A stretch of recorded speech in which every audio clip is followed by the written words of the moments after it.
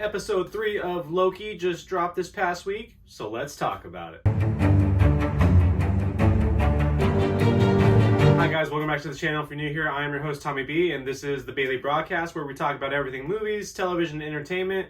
But let's be real, I talk mostly about Marvel, I won't lie. So this week we're going to be talking about Loki episode 3 titled Lamentis, and I gotta be honest, I really did enjoy this episode. I thought the first 2 episodes were a little more story driven. I thought this episode was a little more of a filler episode, but there was a lot of cool things that we saw, especially visually. I thought it was a beautiful episode. Obviously being titled Lamentis, not knowing what that was pretty cool to find out that this story, after they had escaped the TVA unexpectedly, was interesting. I mean, well, let's start from the beginning, okay? We pick up right where they left off in episode 2. They're in the TVA, and this variant, Lady Loki, we'll call her right now, we find out her, name is Sylvie, an alias she's calling herself. She's in the TVA trying to get to those golden elevators where, it'll take her to the timekeepers, and, she'll finally fulfill her plan that she's been working on for years, which was interesting because if she's been working on it for years, you think she would have done her homework on the TVA and know that her powers don't work there, and yet she seemed kind of surprised. So, that was a little whatever. But right off the bat, you see her skills. She's a very well-trained hand-to-hand combatant, and Loki obviously getting his daggers. They have some great interactions, obviously. But then we get to Lamentis 1, this moon of a planet that's falling onto it, right? And again, visually, it's beautiful. They do a great job, sparing no expense, making this episode look visually beautiful. And it was really cool. It kind of had like this Western vibe, especially when they were walking through those towns until, they, hop on the train and get to the main city. But it was, for the most part, a filler episode. We get a little bit of information, on Sylvie, a little character backstory. Nothing huge. I mean, we don't really know what her, ultimate plan was, or, her main, story and where she came from, and what drives her. We learn, from her conversation with Loki on the train that, she was an orphan as well, but unlike Loki, her parents told her that she was adopted. So, we don't know exactly what drives, her to do this, or what got her in this position to begin with. But I thought that, conversations between her and Loki, when they're talking about Loki's mother and what kind of person she was very nice. It showed, something that I think we already know about Loki, which he really did care for his mother more than probably anybody, even his brother Thor. But I just, we didn't really learn much, or anything new. The whole bar scene with him singing was really funny. He's super talented, Tom Hiddleston. I mean, to sing and act and do everything was, very entertaining.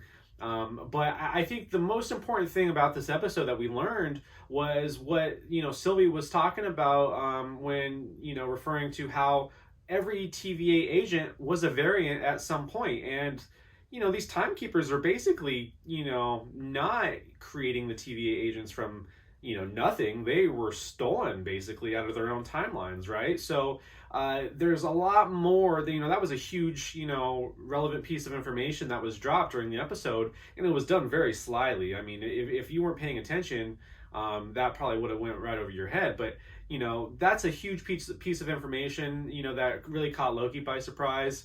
And I think, if anything, obviously, we can get that this episode really kind of showed the timekeepers as almost the bad guys, right? And, almost justifies what Sylvie is trying to do. Again, we'll have to wait and see, other than that little piece of information, it was a filler episode. And I don't mind filler episodes, as long as we get some good, background information to, kind of subdue our thirst for more, story-driven moments.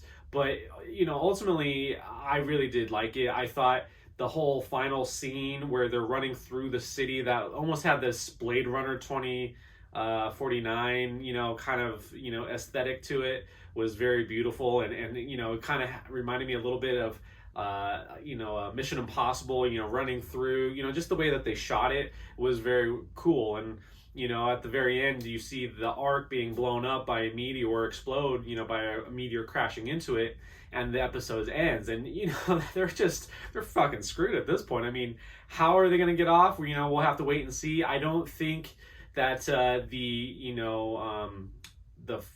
phone or whatever that opens the doors is truly broken. I think, that might have been an illusion that Loki, did to kind of, see if he can get some more information out of Sylvie. But there's got to be someone or something to kind of help get them out of that situation, and get them to the next stage and the whole story. Ultimately, I really did enjoy it. It wasn't the best episode. I thought the first two were a little better. They were also a little longer. But still loving this show. Love to see, where it's going to go next. Tom Hiddleston in an interview said that, episodes 4 and 5 were his favorite. So we'll see what happens. Please, down below in the comments, let me know what you thought. If you haven't done so already, please hit that like and subscribe button. I would really appreciate it. That way we can keep these videos going. And let's go ahead and get lost in imagination. So what I thought we got lost in imagination for this week's episode of Loki was kind of all, I think when it comes to Loki as a character and so far the show, it has a lot to do about identity and understanding who you are and what you're capable of. But I think for the most part, this show and this episode really kind of hit home for, what drives somebody, right? What is the ultimate goal, and what do we hold on to that is the biggest motivator in our lives, whether it's a past experience, or something that you're going for. What is it that you are being pushed by? So it was, again, something fairly simple. I think this show, like I said, has everything to do with identity and becoming the person that you want to be.